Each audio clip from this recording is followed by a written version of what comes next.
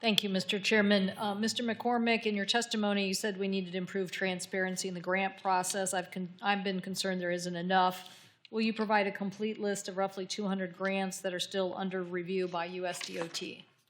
Yeah, thank you for the question, Senator. And I know that I was working with your staff previous to this hearing with a list of withdrawn and terminated grants that we have provided. I know that we are working on what the rest of that is, understanding that it is a deliberative process.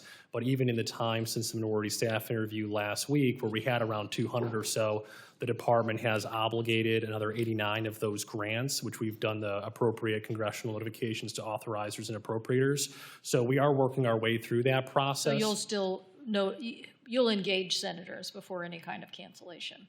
Yeah, we'll follow all the appropriate congressional notification, Senator. The I-5 bridge, we had a chance to talk about this. Obviously, bridge capacity is important to our region because we move so much freight, but it's also important to the United States of America for our competitiveness and national business groups like the American Trucking Association. Will you commit to keep working on this project and the NEPA process to complete it on time?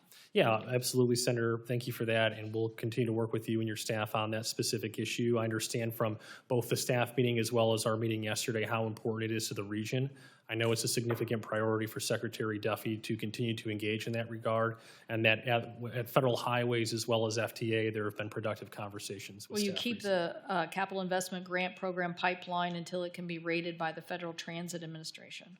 Yeah, I would have to defer and work with the Federal Transit Administration on that specific subject. As it relates to IBR, I've not been involved in my current role, but would expect to take a more direct role if confirmed. Okay, Mr. Morris, the MWAA workforce is a big part of the job, 5.8% increase in the previous traffic year. MWAA workers struggle with the high cost of living in the greater DC area and deserve wage increases and compensation. If confirmed, would you support fair compensation for airport concession and contract workers? Well, thank you for your question, Senator. I'm very interested on the concession program of keeping costs down for consumers that transit the airport. As you might have experienced, when you go in and buy a water bottle for about $10, it's a high cost. And I just want to ensure that all the concessions continue to keep costs down for consumers that pass through that airport. But what about the workers and their compensation? Sorry, go ahead. Thank you, Senator, for the question. I want to make sure that they're paid accordingly, but at the end of the day, want to make sure that costs remain low for passengers throughout those facilities. Will you commit to work with us? There's a specific issue we didn't get to finally address in the FAA bill, and that is the fact that ramp workers, and there's a number of workers that work at airports that kind of fall in between the airlines and the airports and thus don't have any health insurance. Will you work with us to try to help resolve this issue? I will work with the committee on these matters if they're within the purview of MWAA. Okay, thank you. Mr. Edwards, well, you can be an example airport. If you ask me, they're more important than the 1960s people movers. It's more important to have safe and secure workers at the airport, particularly when you want them to clean the planes and you don't want people to be sick. Mr. Edwards, what about you and Senator Cruz had a robust discussion. I'm not going to leap into that. I might ask you for the record about what your views on competition really are. We sell airplanes in the Northwest, so we benefit, whether they're bought, whoever buys them, we benefit.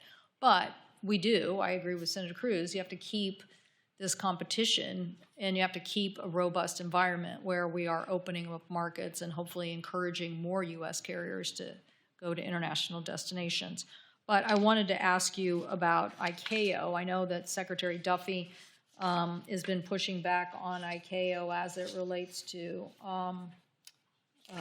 decarbonization efforts. How are we going to keep the upper hand at ICAO if we are stepping away from ICAO? I mean, if you ask me, the United States needs to be more full-throated in setting the agenda, and by that I mean on safety standards that we believe should be around the world, and not shying away and stepping away and let China dominate or let somebody else dominate on that front. How do we solve that problem? Senator Cantwell, thank you for that question.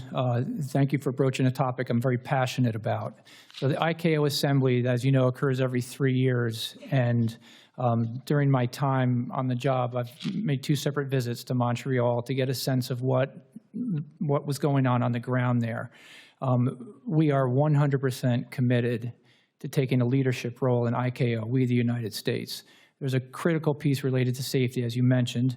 There's international competition and any number of topics where, absent our presence and our leadership, others will write the playbook. So it's imperative that we have a strong presence there. Secretary Duffy has authorized me to add 2 additional people to the staff in Montreal to strengthen DOT's presence and to make sure that our agendas and our positions are widely held. There are any number of international topics that we don't want led by China and Russia. So while we were at ICAO, at the most recent assembly, the biggest accomplishment that our Secretary Duffy led was the council vote. So of 160+ nations that voted on who was going to lead ICAO and the council for the next 3 years, we came within 6 votes of Russia making it on that council. So if you do that math, like we're within 6 votes of 50% of the world thinking that Russia should be leading at ICAO, and it absolutely did not happen due to Secretary Duffy's effort and the efforts of my I'm glad team that there. you see the urgency of this issue, and that's why I think stepping away and losing the ability to set standards and play a leadership role, so critical. Thank you, Mr. Chairman.